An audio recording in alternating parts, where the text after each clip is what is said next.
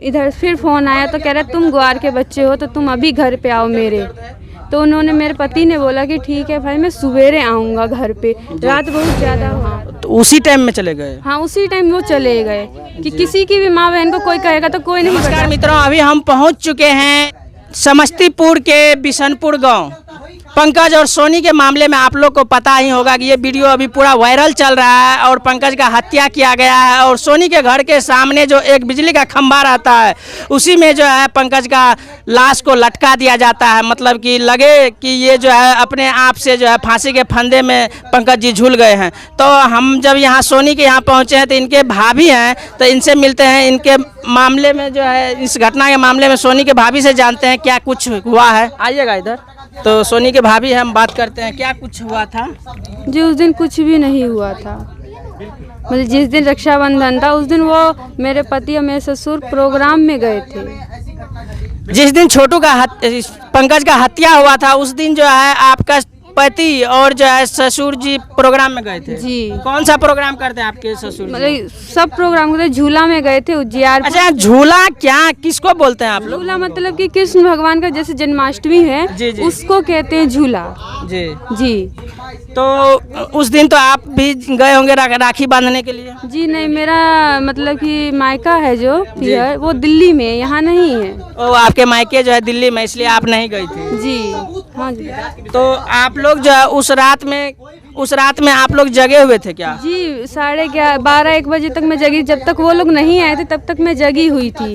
11:30 बजे करीबन की बात है, जिस टाइम मैं मेरी बहन भी मतलब कि दिल्ली में रक्षाबंधन मनाई थी तो वो फ़ोटो मेरे पास भेज रही थी, तो मैं भी वही फ़ोटो देख रही थी। 12 बजे करीबन की बात है, 11:30-12 बजे। टाइम का तो उतना वो कुछ किसी को क्या पता कि कुछ होगा कि जो टाइम देखे। जी जी जी जी। तो इसलिए यही लगभग हो रहा था, 12-11:30 बज रहा था उस दिन। तो मैं भी गेट पे ही बैठ के देख रही थी। मेरी ननद भी जगी हुई थी, वो बोली भाभी मेरे को नींद आ रहा है मैं सोने जा रही। तो वो भी सोई नहीं थी, जगी हुई थी, लेकिन मैं वहाँ पे बैठी के इंतज़ार कर रही थी कब तक आएंगे वो सब, क्योंकि घर पे मम्मी भी नहीं थी। मम्मी भी मेरी सासू माँ है जो, वो अपने मतलब मामा जी को राखी बांधने के लिए गए थे। मामा जी को गए थे राखी बांधने के लिए उस दिन।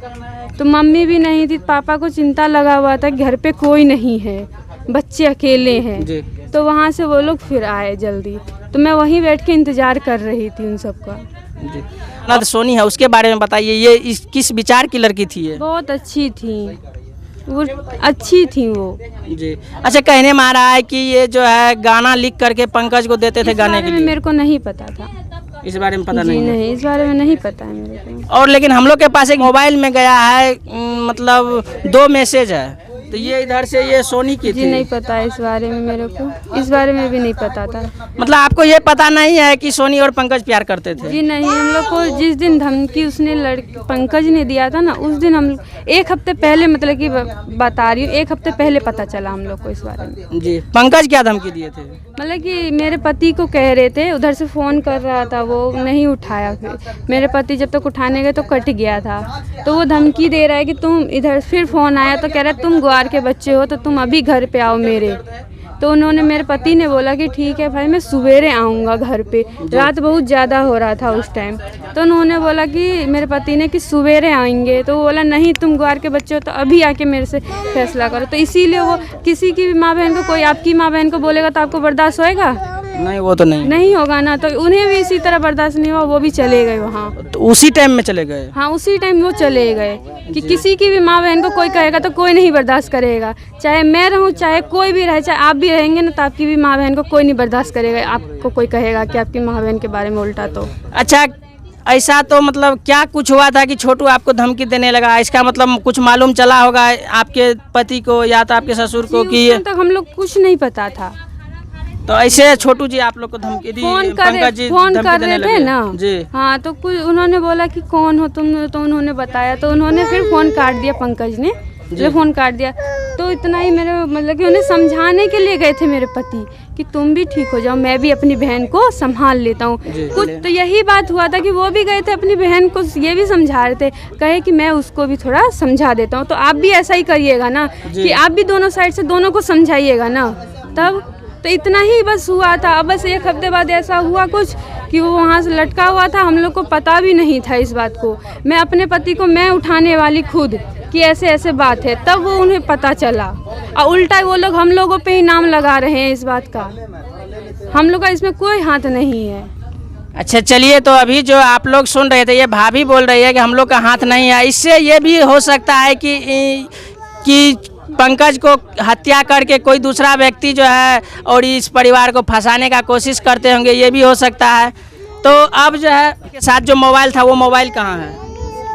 वो एसपी के पास होगा ना, हमारे एसपी के पास होगा जी। तो ये देखिए, ये मोबाइल जो है पंकज जी के साथ मोबाइल है, और वहाँ के पंकज जी के घर वाले बोले हैं कि यहाँ से वो बात करते हुए गए थे। तो हम यहाँ के एसपी से यही कहना चाहूँगा कि कॉल डिटेल आप लोग निकलवाइए। अगर ये घर वाले फंसते हैं तो आप लोग सज़ा दीजिएगा, अगर ये लोग निर्दोष हैं तो आप लोग ये लोग को बड़े मतलब सज़ा नहीं दीजिएगा।